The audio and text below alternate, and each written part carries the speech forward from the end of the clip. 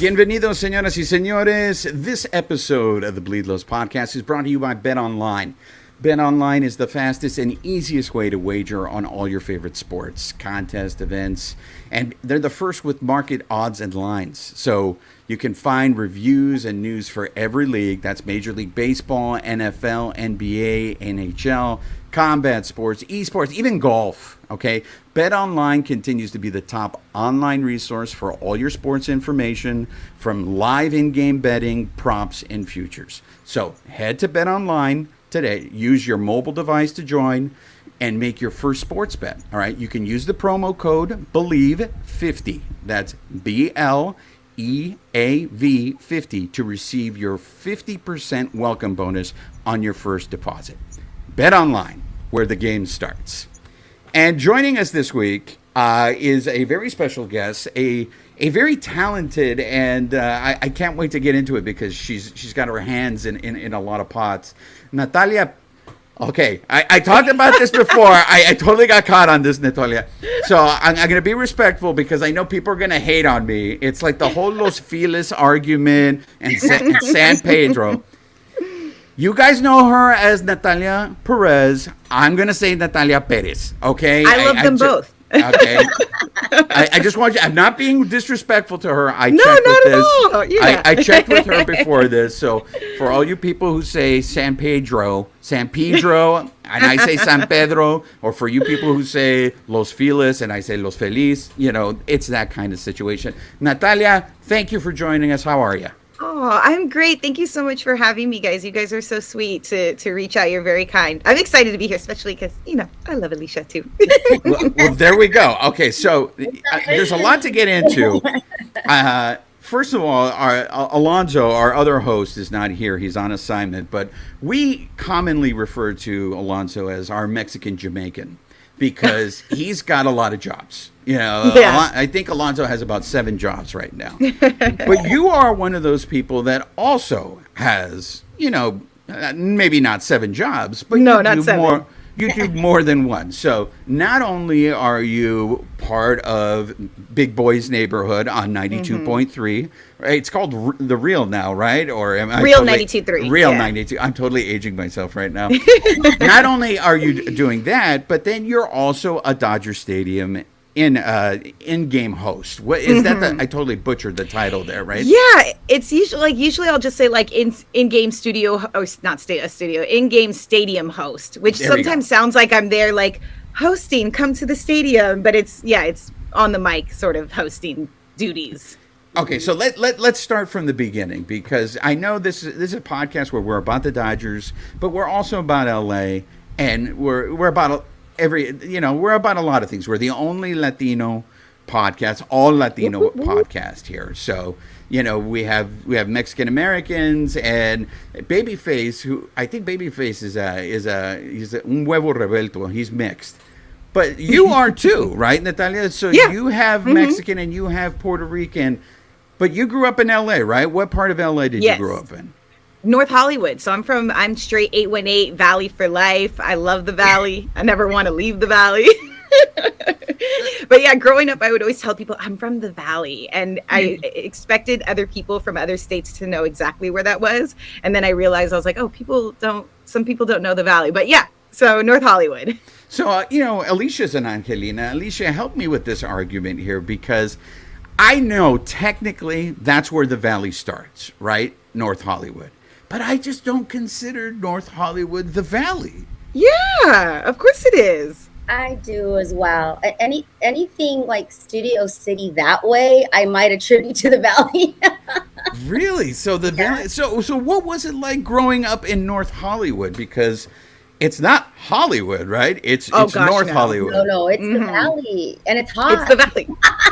Yeah, I think it's just called North Hollywood because it's north of Hollywood, but we're not even on that side of the hill, so we're in that San Fernando Valley, and it was great. I loved it. I didn't know anything else, but but I grew up my parents divorced when I was really young. So I lived part-time with my dad in North Hollywood. And then the other time my mom and I and my sister lived in Panorama City. So I've like lived all around the Valley, went to every single school in the Valley from, Strathern Stars, if anyone knows, but also Polytechnic. And every time I said I went to Poly, people were like, with Snoop Dogg. And I was like, no, it's Long Beach Poly. I'm the other Poly. So the Sun Valley Poly, the parents. So, but it was great, just really typical, I guess, like, growing up, both parents worked a lot. I had to do after school care and just ran around the little streets of the Valley. So what came first, your love of the Dodgers or your love of radio? Oh, it's going to be the Dodgers for sure. Because my grandfather, my dad's side of the family, my Puerto Rican side of the family originally came from New York. And so they were, my grandfather was born in Brooklyn and was a Brooklyn Dodger fan. And then my dad was born in Brooklyn. Then when my dad was a little older, they moved to Burbank. And then the team followed a couple years afterwards. So my grandfather, brought his love of the Brooklyn Dodgers to Burbank, and then they became the Los Angeles Dodgers. And so my dad used to have us recite, when you make your kids do things in front of people, their little, tricks. Oh, watch this trick they can do with my child. Our trick was, who do we love? The Dodgers. And who do we hate? The Yankees. But if the Yankees and the who else do we hate? And it was the Giants. And they said, but if the Yankees and the Giants were in the World Series, who would you root for? The Yankees. It was because we never wanted the Giants to win anything. Alicia, I think this is hilarious. I think Natalia is one of probably the youngest guests we've had. But she's the one that has the longest connection to the Dodgers going back to Brooklyn. I don't think we've ever had a guest that had connections to the Brooklyn Dodgers. Yeah. It's always been Los Angeles Dodgers, right? Go ahead, Alicia. Well, just coming off that, I mean, she's always bringing joy to the fans at Dodger Stadium and giving away prizes. Since she is the fan connected to we need to give her a prize. Can we send her some Bleed Low gear? Oh, she's going to get it. Whether you want it or not, Natalia, Babyface is going to send you gear. I want it. I'll always want it. That's amazing. Natalia, you've always been so full of energy and life, and from working on the red carpets next to you, from driving around in street team vans. Natalia and I have a very long history. We rode in parades together. This woman is such a proud Valley girl. Like Valley Peak, you should name her La Reina del Valley because she is the queen of the Valley. Okay. Yeah, no, she is always never shied from no ho. This woman, because she has such an infectious style of reporting, she loves all things entertainment. She loves her Dodgers. And I feel like that just was a natural, parlay into becoming a Dodgers on-field host. Tell me about that, girl. Did you hear about it in audition, or was this something because you are on one of the most popular morning radio shows that they came to you? Tell me about how you got involved with the Dodgers, because it's badass that we have so many very beautiful, very vivacious young Latinas on that field. Mm-hmm. Oh, thank you so much, Alicia. And I just have to say, you guys have no idea. I remember very strongly the first moment I met Alicia. I just remember we were working an event outside and you were hosting it. And I just remember going, she is so beautiful, and that smile, oh my gosh, she has such great, and at the time we never used that word energy, but I was like, I want to be like her. Oh my gosh. And so I've been such a fan of Alicia from the moment I met you, sweetie. You're just amazing, so talented. So you used to hang a lot in Picolandia, Natalia? Is that where you saw? Because she's the princesa of Picolandia, right? Well, listen, I don't, because I always bow down to the princess. So I don't get to look at her. I'm just like this. But that was a really, really, when I first started on the street team at Kiss FM, that's where my first radio job was. And that's how I got to meet Alicia. So, and then just getting to follow her career and just seeing all the amazing things that she accomplishes and goes after and works so hard for. So she's such an amazing example for all of us that came, just getting to watch her and try to emulate as well. So I love you, Alicia. But I'm done here. And there you have it, ladies and gentlemen, the the Princesa Picolena Appreciation Hour, hosted by Natalia Perez. And I'm just going to just sit here in the back while every they Friday night. I mean, I thank you so much for the kind words, and because because this is so important, what you are doing, not just on radio and television and on the field at the biggest stage in the MLB, right? I mean, the Dodgers sell out, feels like every night, every season we lead. So this is a really important gig that you're doing, and the representation matters, because when I was coming up, I was discouraged from participating in anything sports. So this is why I'm like, yay, like it's happening. Yeah, it was. I always say that I could cure cancer, and my dad would still be prouder that I worked for the Los Angeles Dodgers than anything else. He'd be like, yeah, she did that cancer thing, but man, Dodgers. So Right? that is how big, getting that moment to share that with him and to be on that field and get him to see me have this job. But I think it's an interesting story. So I'd always wanted to be in radio, and I was working on the street team behind the scenes, not getting, opportunities to really be on air just yet. But I got an opportunity because a guy named Manny on the streets, Manny, recommended me for a job to someone who said, they were like, hey, we're looking for someone who could, be on this show. It's going to only air in Australia, but we need them to be here in LA. And so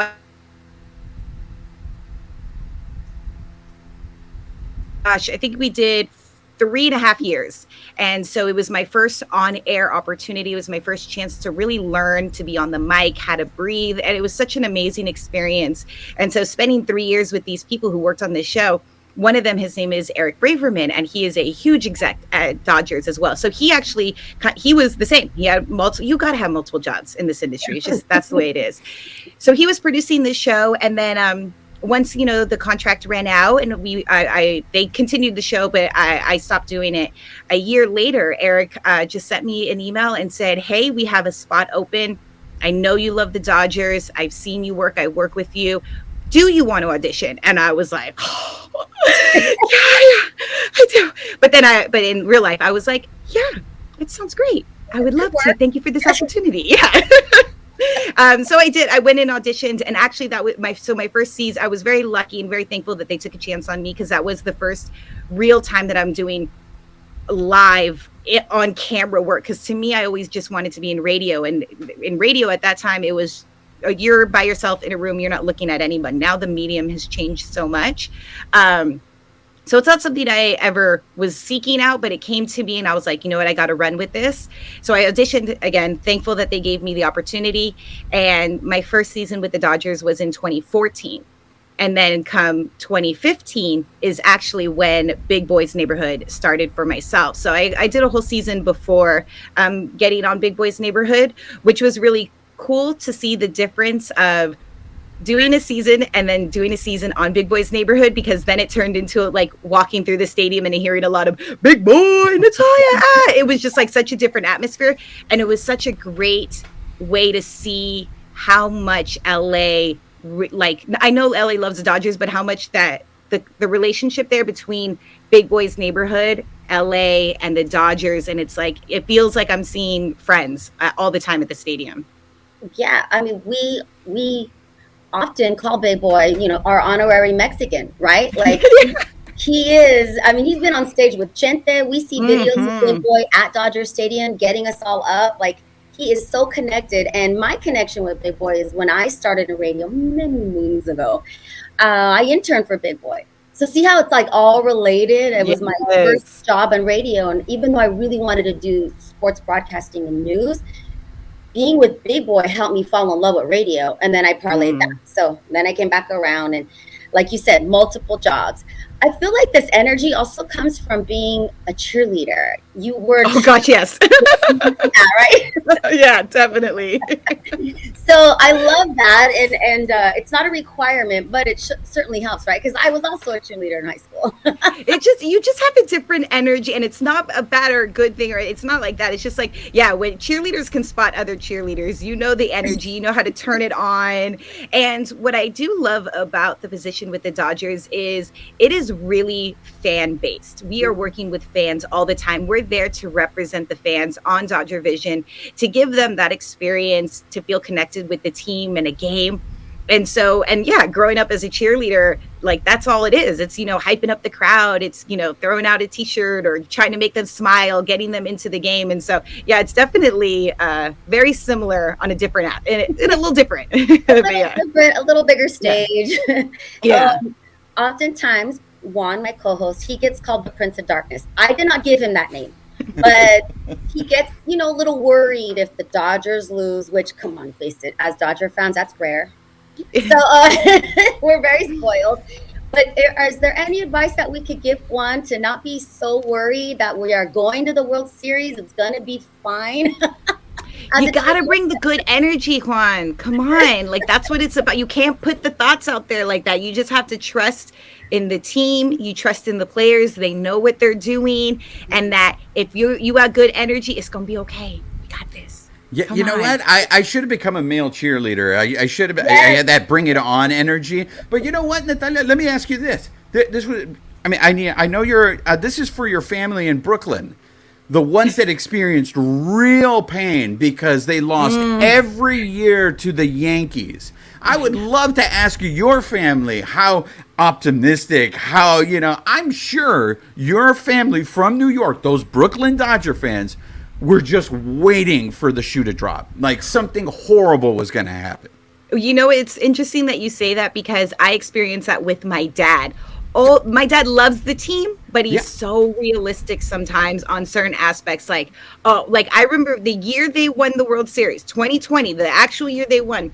Going into the World Series, I was like, "Are you so excited? Like we're going again. We got this. We're going to do it. This is going to be our year." And my dad was like, "It's the Dodgers. Come on, Natalia. It's going to take a miracle." And I was like, "Oh my God." And I saved that text. And then when we won, I sent it to him. I said, "Here's your miracle." Oh.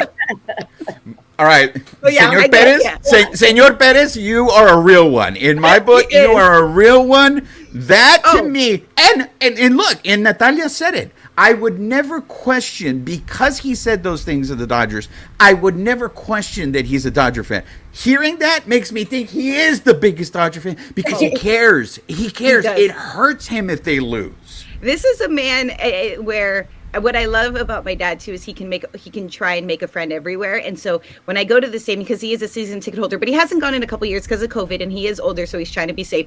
But before this, the security guards knew him in his area that they sat. They always said, "Oh, hi, Mr. Perez, how you doing?" He scores every game that he goes to, hand with this paper and taking score, like the whole thing. He loves that team so much. So he was the one that was taking you to Dodger games when you were younger? Yes. So you just can't help, right? I mean, whether you wanted, even if you weren't in baseball, if that is part of your routine, don't you just soak that in all as it's like through osmosis? Like, this is normal to me to root for the Dodgers, to be at Dodger Stadium. Always. But to be honest with you, and any psychologist, if you want to come in and diagnose me, I don't care. But my dad's a tough cookie, and he is, a man of few words, and I adore him. But I remember being very young and just wanting my dad's love, and I wanted him to want to hang out with me. And I don't know, I just had this weird obsession of just like, I want my dad to love me. And because again, he's a very tough cookie. And so I realized that if I love the Dodgers, then thus we have something in common, and then we will have, something unique to our relationship. And so I pushed myself to, not that you don't need to push yourself to love the Dodgers, but to pay attention to the players, did they win last night? What was it? And so our relationship really blossomed going to games, and especially as I got older. When I was, 20, 21, I would make sure to always go to a game with my dad because I wanted those memories. I wanted to, when I got older one day, be like, I remember when my dad took me to this game, and I have those memories. But I remember being very proactive in being like, I'm gonna love them so he loves me. I know that sounds crazy. No, but it's true.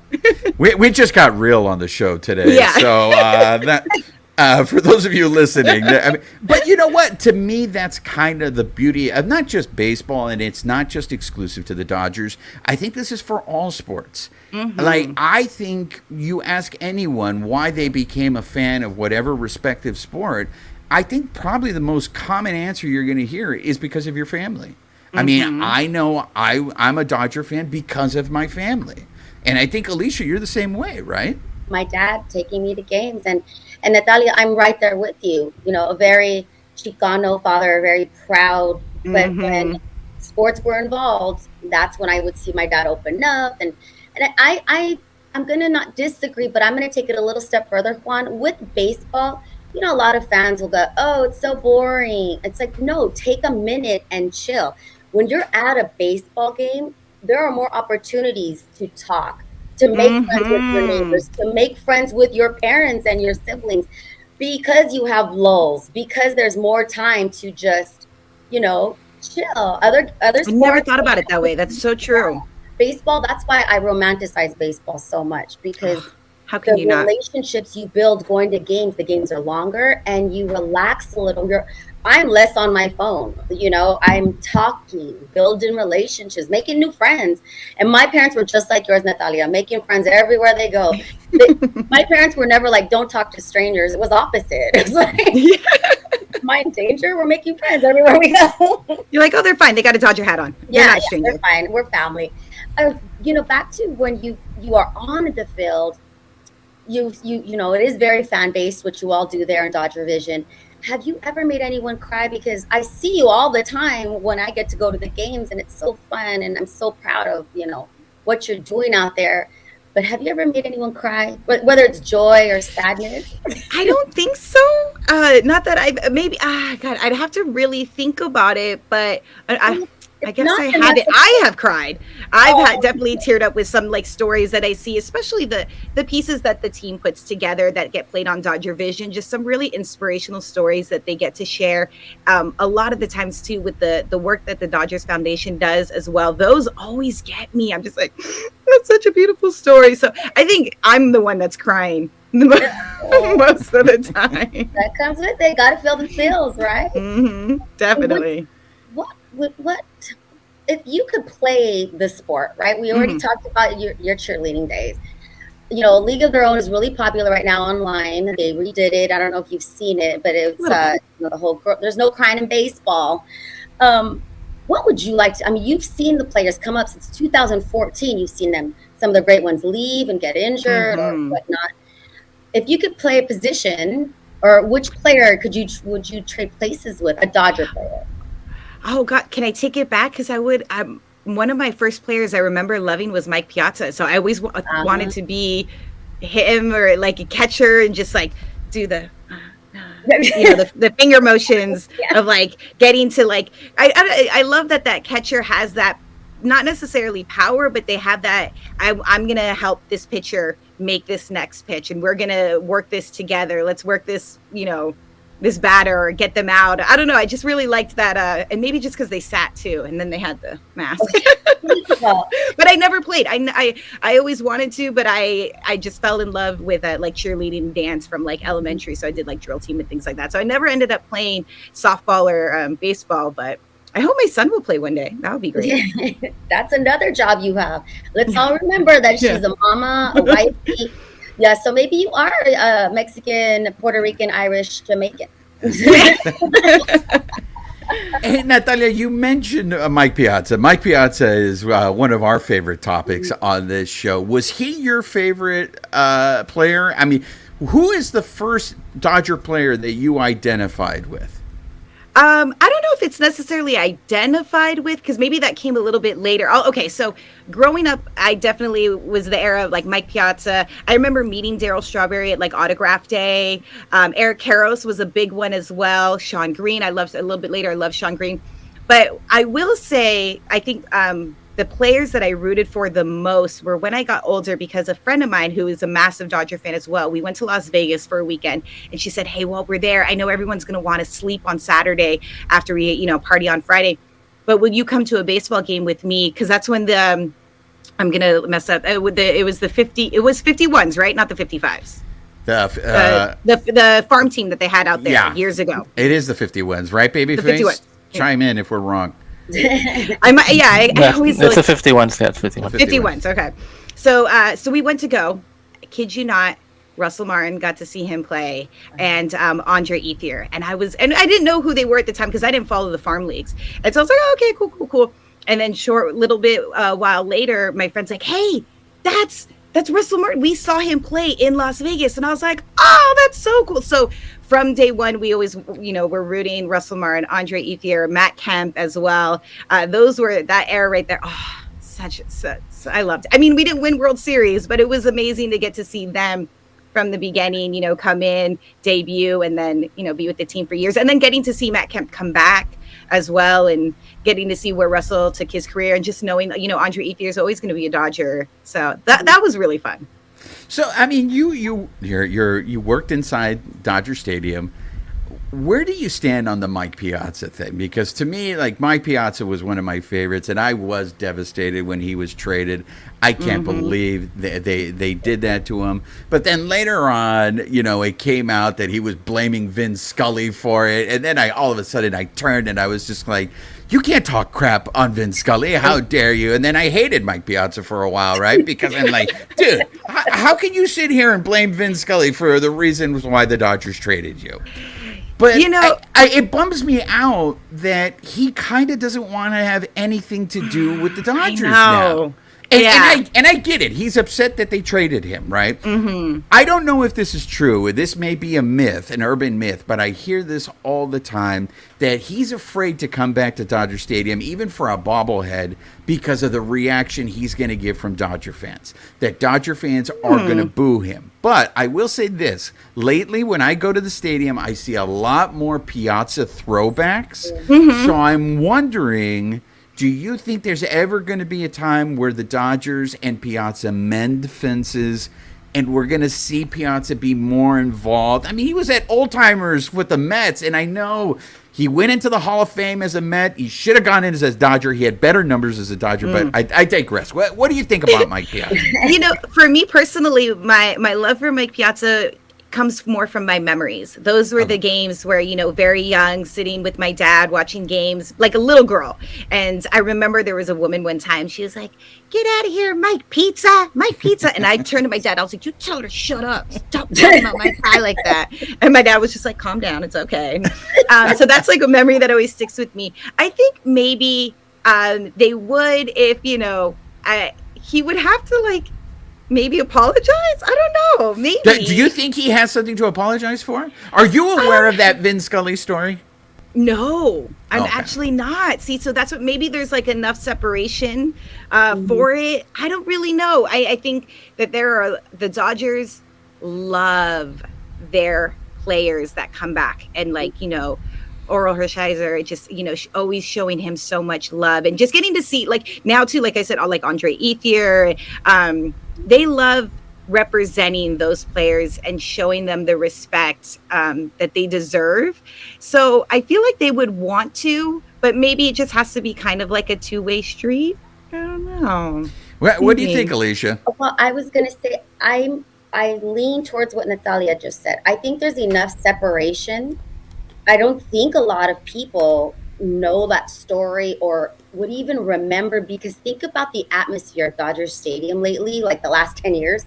I mean, we are, here's my word again, spoiled. We're used to cheering. In fact, Natalia, I get it really cringe when we boo our own players, but that's a different topic.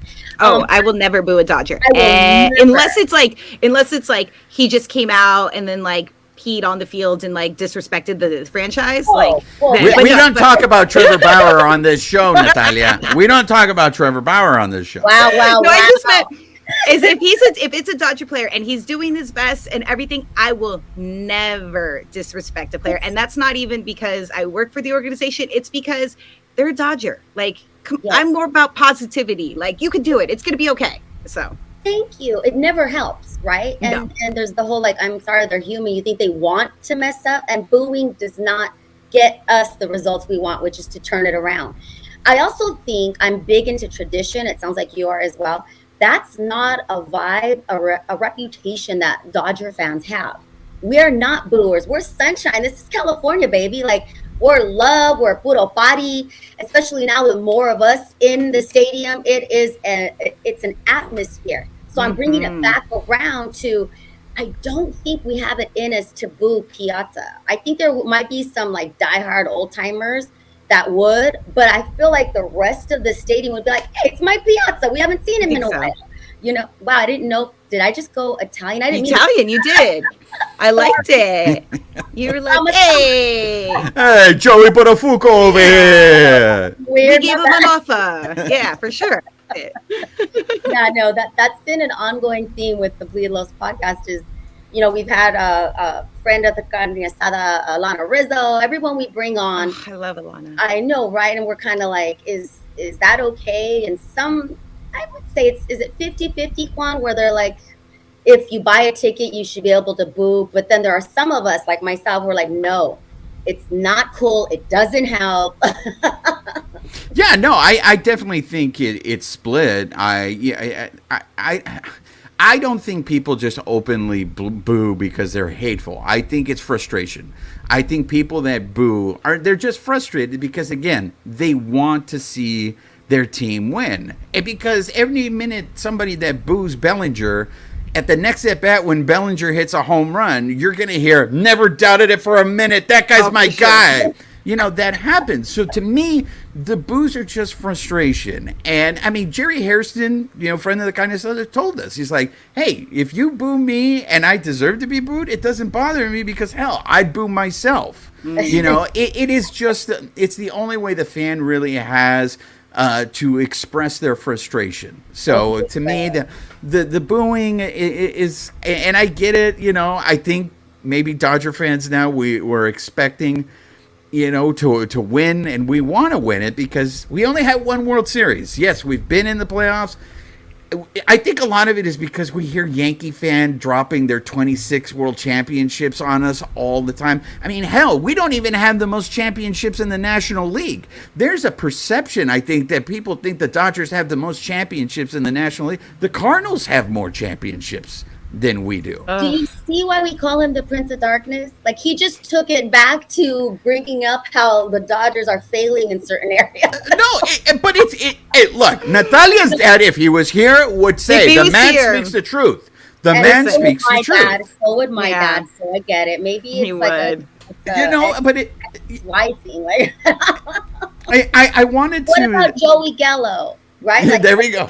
The booing didn't help in New York. You come to LA and you feel the love, you feel the energy. I'm like Victor Britt right now, feeling you, and I'm feeling you. It's working, yeah. So I'm all in with just don't start that trend. Don't start that tradition of booing our own players. It's just not something we grew up with. I think it's weird and I cringe. Like, I try to just keep like the horse visors on. Like, I will try not to give the evil eye and start trouble when people boo around me. Yeah.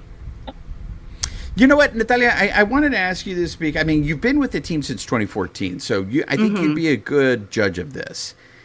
With all the renovations that they've done now at the stadium, especially this past year, since we've been able to come back now that the pandemic was, the restrictions were lightened a little bit. To me, it's one of those things where I feel like that stadium is now like a party central. Like, it is no longer dependent on whether the Dodgers win or lose. It is just being at Dodger Stadium is a giant party. It's a vibe. It actually, and I felt like that. So I want to ask you two questions. What do you think of those renovations, those new renovations at Dodger Stadium? And what do you think of these Heritage Nights? Because the number of Heritage Nights now seem to be increasing. Okay, so the renovations I love. I love the newest ones too that they did that were technically supposed to be for the All-Star game when we originally had it, and then it, because the pandemic got all postponed.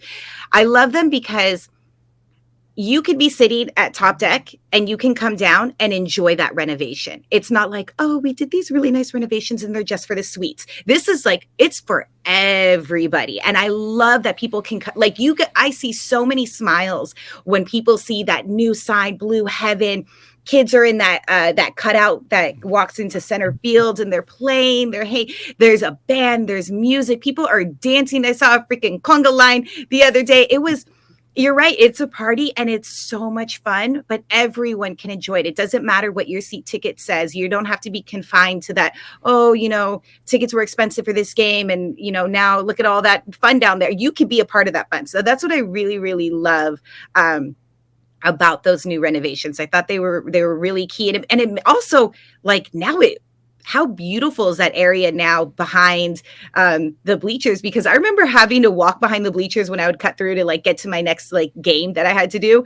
And I was so sad walking by there and you see people smoking. It's dark and it was dingy.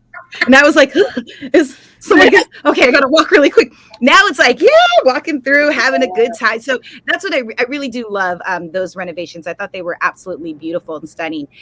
The Heritage Nights, I got to say, I like them because LA is a melting pot of people and people love to represent their culture, their heritage. They love to feel represented as well. So when they can go to a game, so I worked Mexican Heritage Day just the other day and it was so hot, but it was so fun to see people happy and excited. And the Dodgers organization was like, all right, let's have a banda over here. We're going to have, Aztec dancers, during this performance here. And then getting to work other nights like Polynesian night and just seeing them try to create an atmosphere that really is fun and let's all celebrate together. You don't have to be Mexican to celebrate it. You don't have to be El Salvadorian to come to El Salvadorian night, but you can experience something new. I like the attention to detail that the organization puts into it. That's why I like them. And then also too, it's you can maybe get some, if you buy the special ticket package, now I sound like I'm doing a bit, but you get some cute swag, some different stuff and people get excited for it. So I like them because I feel like it just gives people another opportunity to have their love for the Dodgers, but also feel represented as well in a small, fun way. No, I think it's what you just said right there. The them being recognized, I think, was really important to them. I was just at the Salvadoran Heritage Night, and I was telling, I talked to DJ Severe. And I was just like, it was a vibe that night. I mean, maybe it was because he was playing cumbias all night, but it felt like such a party. And the Dodgers lost that game. And, as everyone says, I'm the Prince of Darkness, and I would have gone into my manic depression because they lost the game, especially to the Giants. But I got to tell you, the environment was so great. And I had a number of people who are of Salvadorian descent who said to me, he was like, are they going to do this again? I was like, look. I'm sure that this is going to be a yearly thing because the ticket package sold out. Yeah. So if the ticket package sold out, there's reason for the Dodgers to do it. But the night before, they did Guatemalan night, and they had never done those nights before. Yeah. That's so Mexican cool. heritage. And if you look at that stadium, Natalia, you're there. I think the majority of that stadium is Latinos. Now, whether the numbers represent it or not, it just feels like the majority of that stadium is Latino. What do you see when you're working at the stadium? I mean, obviously, you see, like I said, melting pot. It's LA, so you're going to see everyone. But I mean, Latinos are a huge population in Los Angeles, in California, and Latinos love the Dodgers. It goes way back. It is part of us. It's part of just who we are. Is you got to love the Dodgers. So I definitely see a great mix of everyone, but I do see a lot of Latinos, and I love it. I know, right? It's so LA. It's so Los Angeles, and that's why I get kind of a chip on my shoulder when they're like, oh, LA is not a sports town. And I'm like, come to a Dodger game, come to, a Rams game, come to a Laker game. I mean, it is everything when you go to a Dodger game. We have anything you want to eat, we do it here in Southern California. Yeah. In the sense that the Dodgers are kind of, whether it's better late than never, they are recognizing the diversity of Southern California. So I'm all in too. I love it. I love it. And I've heard nothing but great things from the night you went, Juan. Like, it was such a party. And even though we lost to the hated ones, no one talked about that. They were like, Yeah. the representation, it was a party. A lot of the videos look really fun. But I want to bring it back to Mexican heritage. So I was there. That day was super hot. How did they not see you? Because I was hiding in the shade. Me too.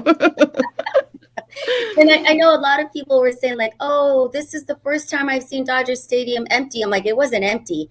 Everybody was trying to find seats standing in the rafters, anywhere they could. So how dare you? It wasn't empty. Yeah, on camera you might have seen that, but no, walking through the corridors, like, that place was stacked, but it was just so freaking hot, and understandable, man. We don't need to be people passing out. Like, right. Yeah.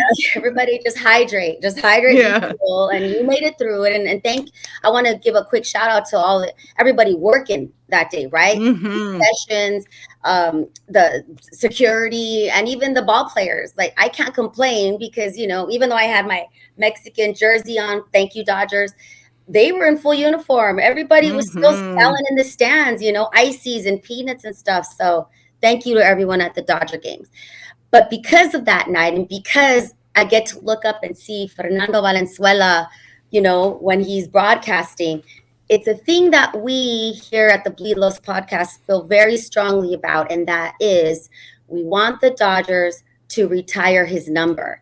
I know they don't give it out, but Juan and Alonso, the guys who created Bleed Los, they even started a petition kind of like, hey, Dodgers, let's give Fernando his recognition while he's still with us, especially after losing our beloved Vin. Like, where do you stand on Fernando getting his props and retiring his jersey? I think no doubt that they will retire his jersey at some point. I don't have any insider information. I'm not saying that. She's breaking news. She's breaking news. No. But I know how much the organization loves Fernando. I see how much I don't work with every single person, all the high ups that work in the stadium, but I do get to work with some pretty close people who make sure that everyone is being represented, like on Dodger Vision. Oh, this tribute is coming up. Hey, let's remember this date. Let's make sure that on, Fernando's birthday, we're putting something up, whatever it is. Like, they really, really try to make sure to always show the love. And I know how much the organization loves Fernando. I definitely can see them retiring his number.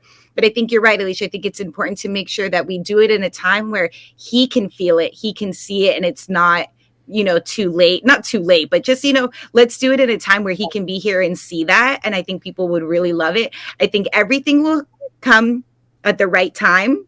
And I think they probably have a list of things that they want to do. And they're just getting down like, okay, this was the year that we did, the Sandy Koufax statue. Okay, let's mark that off. Okay, this is going to be the year that we do this. They want to make sure too that they don't do everything in 1 year, all these like special moments in 1 year, that it's like they give it its time to breathe and have that. Does that make sense? You don't want to like shove.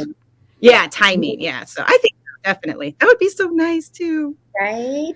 I mean, that you're the first person that has actually given me hope that it's actually going to happen. It's gonna.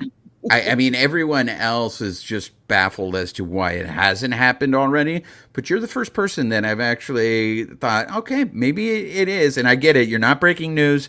There's no insider information. I just see the love and appreciation that they have for him behind the scenes. And so, yeah. Well, another icon that I want to ask you for is another person that we stand for on the show, and that's Jaime Jarrin. This is Jaime Jarrin's last season. He, to many people that know him, is just as important in Dodgers history as Vin Scully is. Did you have any interaction with Jaime? Did anyone in your family ever grow up listening to Jaime? Any paying tribute you would like to pay to the maestro? You know what? Unfortunately, growing up, no, only because my father doesn't speak Spanish. And so we listened to Vin a lot when we were, like in the car driving around and Dodger games were on. I got to meet him a couple times, and just always so gracious and sweet and nice. Obviously, he was always off. He like, oh, I got to go do this or I got to do that. So it was always very short and sweet. But I just know, again, it's one of those things where if you were grow up in LA and you were a Dodger fan, there are certain names and voices that will connect you through. So for me, one of our traditions in our family was my dad, if we left the game early, on the way home, we would finish listening to the game in the car. My dad also hates traffic, so that's one of the reasons that happened a lot of the times. And so not just having the Dodger game on in your house and hearing it in your living room as like one of those flashback memories, but like listening to the game in a car. So I left the game. Listen, it was very hot. I left the game early after I was done working yesterday. I was like, and I also needed to go pick up my son from daycare. So I was like, okay, I got to leave once I'm done. But I immediately, like, without fail, I turned to the radio. I need to listen to the Dodgers on my radio on the drive home. That's just what I do. And so I know that there are going to be a lot of people that are going to miss his voice, not being able to hear him, however you listen to him, because he is a huge staple in households that speak Spanish or speak English and Spanish, Spanglish, whatever it is. It's like hearing, your Spanish music in the morning on Saturday and your mom has the mop out and she's like, time to clean. Like, that's just how it is. That's how we grow up, That's the universal signal for cleaning time, right? Yeah. You're like, oh, it's too early for this. No, I mean, that's great. We got a few more minutes. Alicia, you got anything before we start wrapping up? Well, I'm just so proud of all you're doing. And I know you've got a lot more you're going to accomplish as well, because you're still so young. Your family, she's like, I'm tired. I remember to love coffee, right? Like you had to have your coffee even before, even when we weren't working in the mornings. Like there she is with her iced coffee. Like that has not changed.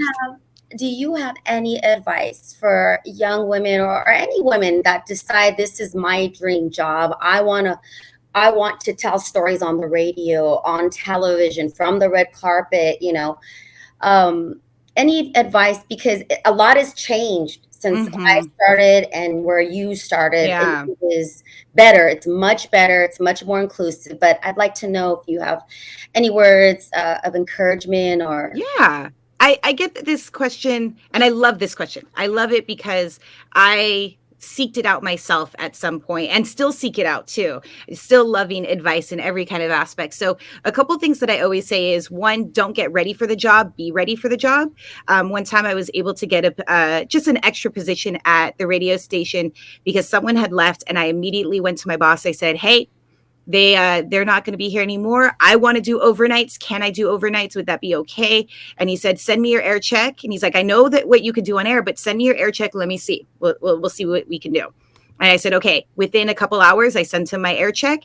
He listened to it. And then he came back to me, said, I'm going to put you starting on overnights. I did overnights for a year. And then he said, I just want you to know one of the main reasons I gave you that job is because he's like, one, you're good or good enough. And then two, he was like, because when I asked you for your air check, you didn't wait a day to send it to me. You sent it as soon as you could. And he's like, and that's what people need to do. Don't, let me fix my resume because this job just opened up, and then take a day or two fixing it.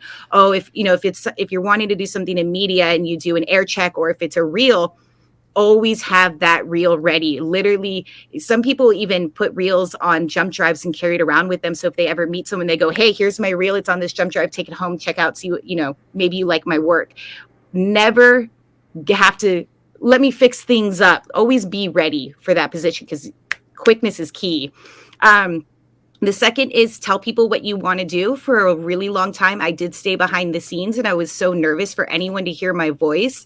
I thought people were going to say that I suck and I wasn't good enough. I wasn't meant to do this. And so I was just too afraid. And so I stayed a producer for a really long time. And finally, one day, a position opened up with Ryan Seacrest as an editor. And someone said, hey, I think you should really go for this. This would be great for you. You can move into a producer position, blah, blah, blah. And I just stopped and I said, but I want to be on air. And they're like, I had no idea that you wanted to do on air. Like, what are you doing then? Like, stop producing. Like, what's going on? And I was like, I just, and I was still very scared, but they had no idea what I wanted to do. Sometimes people think I'm just going to work really hard, put my head down and keep grinding and someone will notice.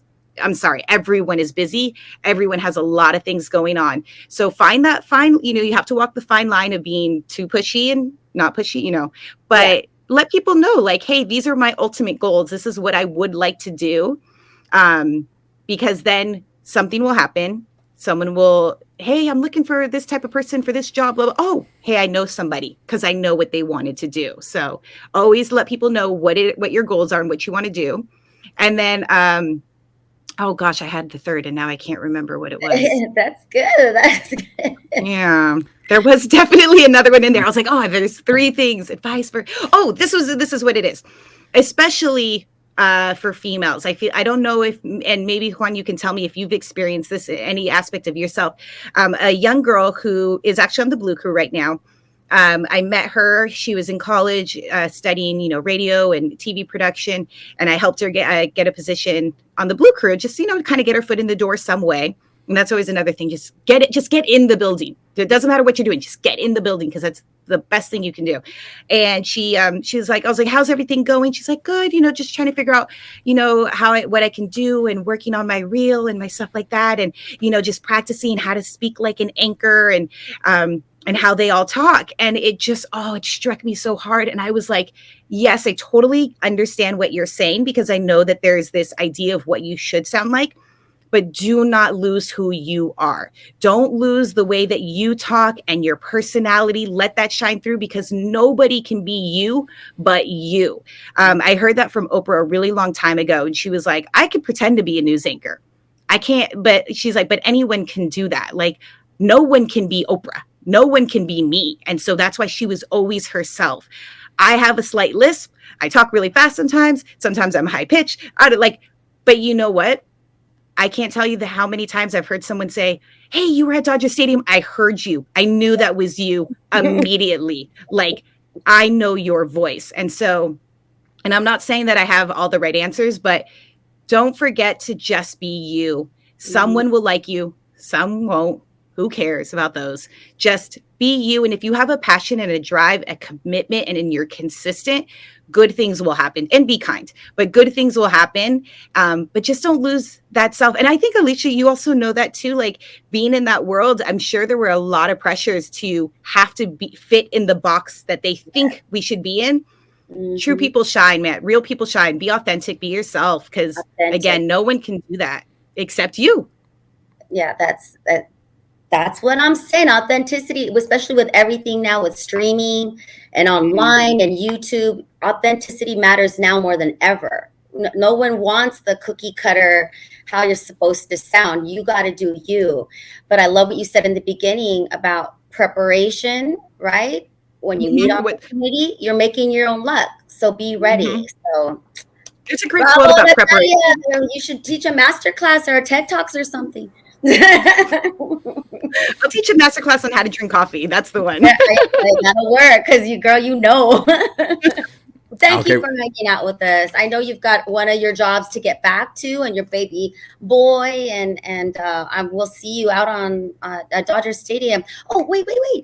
You have that connection with the Brooklyn Dodgers, and we've all, don't like the Yankees. I hate the Giants, like your pops. What is your prediction for the World Series? I know who I want to see there, but I want to know who you want to see. I just want to see the Dodgers. That's all it ever is. I just want to see the Dodgers there. I don't care who it. I don't want to see the Houston Astros though, because they're also Amen. No. I just, you know what? I get really superstitious. So I just always want to say, I just want to see the Dodgers there. Mm-hmm. I just want to see us win. And have a great, there's such a good team. It's really, really special year, I think. So, but again, I'm superstitious. I get weird. Whatever you've been doing, you don't want to like change it up now, but for sure. I would love to see Dodgers Yankees. I think that would be historical. I think even MLB wants to see that. And I don't want to give the Astros any of our shine. So no, boo, Astros, no. No. Okay, we're going to wrap things up the way we always wrap things up on the Bleed Lows podcast. We're going to do a little quick rapid fire questions with you, Natalia.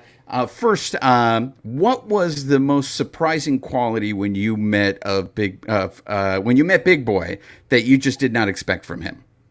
He makes everyone feel like he is their friend and their neighbor. And I know you said rapid fire, but I'll just tell this story super quick. I was with him in Las Vegas. It was the first time we went to Las Vegas for a fight as a crew. And I'm walking behind him and he sees someone, hey, oh my gosh, hey, so good. Gives him a hug, tap, everything, keeps walking. Another person, hey, big, oh, hey, yeah. Well, they just had this interaction again. And the third person happened. And I, in my head, went, gosh, Big knows so many people. He keeps bumping into his friends. That's so cool. Like, I've never bumped into that many people I know in one place, especially Las Vegas. And then by this fifth or sixth person, I realized, I was like, oh, he doesn't know any of these people. He's never met them before in his life, but he treated them like it was a cousin, like a best friend. He is so kind. And just like that moment, that will always stick with me. He was so gracious and nice and never like, who are you? Oh, yeah. Oh, you listen. Oh, thanks. Okay, cool. He was like, hey, good to see. Like, he's infectious personality and so giving and kind. So that definitely is probably the biggest and first thing that I've noticed.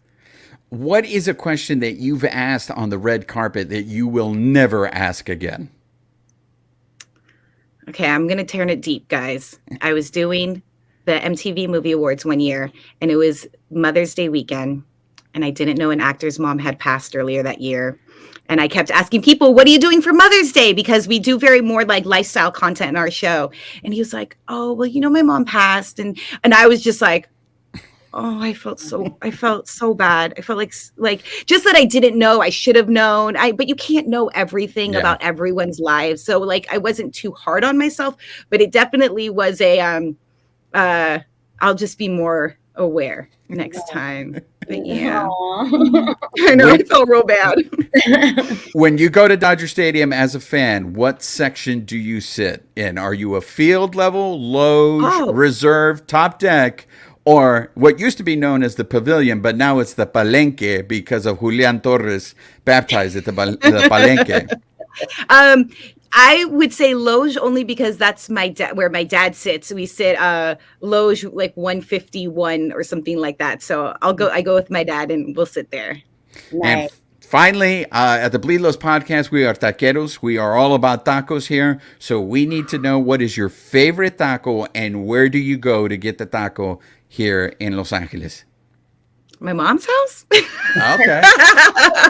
Okay. What kind of taco is it? Okay, I'm gonna get killed for this. But I'm being as honest as I can be, so people just listen here it to me comes. and just be like, listen, that's the way she grew up, so you love the things the way that you grew up. My mom takes the corn tortilla, puts the chicken, a little bit of potato, fries it, and it's a hard shell taco. But that's how we always eat tacos. And there's nothing wrong with that. Sounds delicious. I know, but people get so mad, like, oh, hard shell. Because it's not like she was pulling it out of the box and it's a hard shell, you know, Taco Bell style shell. Like, she was frying it herself. But that's how I grew up eating tacos. And I mean, those are Tito's. How many people on the show have said they love Tito's tacos? I actually appreciate it more that you're eating it at home with your mother. Not that many people have gone the hard shell on the show, so I appreciate that. Natalia. Now I want a taco. Yeah, I know. Me too. And there you have it, ladies and gentlemen. Natalia Perez. So sweet. Natalia, can you please let the people know where they can follow you? Hey, Natalia. So just like, hey, and then Natalia, my name, Natalia. But it's all different on like Twitter and, you know, like TikTok, because I can't get Hey, Natalia all around. So if you know anyone, let me know how I can get that fixed. So there you have it. Instagram, Hey, Natalia. So just basically go to Hey Natalia and you will be able to find her. Yes. She is an in-stadium host. So when you go to Dodger Stadium, you're going to see her there whenever she's working there. But then you'll catch her in the mornings in Big Boy in the Neighborhood, 92.3. So thank you very much, Natalia. You've been very gracious with your time. This episode of the Bleed Lows podcast has been brought to you by our partners at Bet Online. Bet Online, where the game starts.